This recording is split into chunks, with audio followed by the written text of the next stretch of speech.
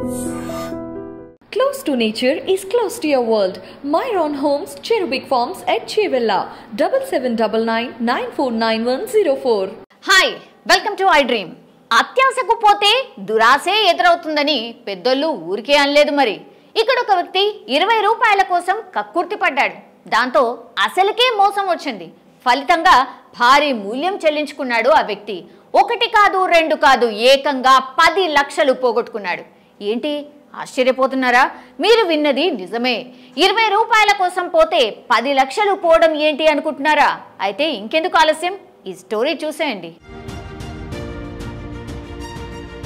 పాత గుంటూరు బాలాజీ నగర్కు చెందిన కోసూరి హరిబాబు బ్యాంక్లో డబ్బులు డ్రా చేసి బయటకొచ్చాడు.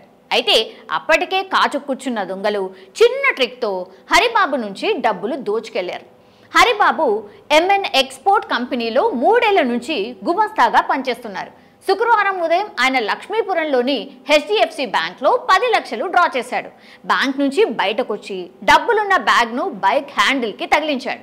స్టాండ్ తీసి బైక్ ఎక్కి అక్కడి నుంచి బయలుదేరబోయాడు.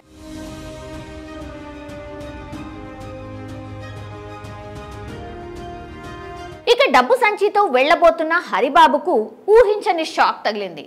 ఇంతలో ఓ వ్యక్తి వెనక నుంచి వచ్చాడు. డబ్బులు కింద పడిపోయాయని హరిబాబుకు చెప్పాడు. దాంతో ఆయన కింద ఉన్న 20 రూపాయలను తీసుకునేందుకు బైక్ పై నుంచి కిందకు వంగాడు. ఇంతలో మరో వ్యక్తి బైక్ హ్యాండిల్కు ఉంచిన డబ్బుల సంచిని ఎత్తుకెళ్లిపోయాడు.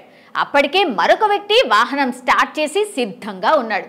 దీంతో ముగ్గురు కలిసి అక్కడి నుంచి పరారయ్యారు. వెంటనే బాధితుడు పట్టాభిపురం పోలీసులకు ఫిర్యాదు చేశారు. వెంటనే పోలీసులు సంఘటనా స్థలానికి చేరుకుని సీసీ ఫుటేజ్ పరిశీలించారు. దొంగలు మాస్కులు పెట్టుకున్నట్టు పోలీసులు గుర్తించారు. అలాగే ఫుటేజ్ ఆధారంగా బ్యాంక్లోకి కూడా ఒక దొంగ ముందుగా వచ్చి ఎంత నగదు డ్రా చేసింది రెక్కి నిర్వహించినట్టు పోలీసులు గుర్తించారు.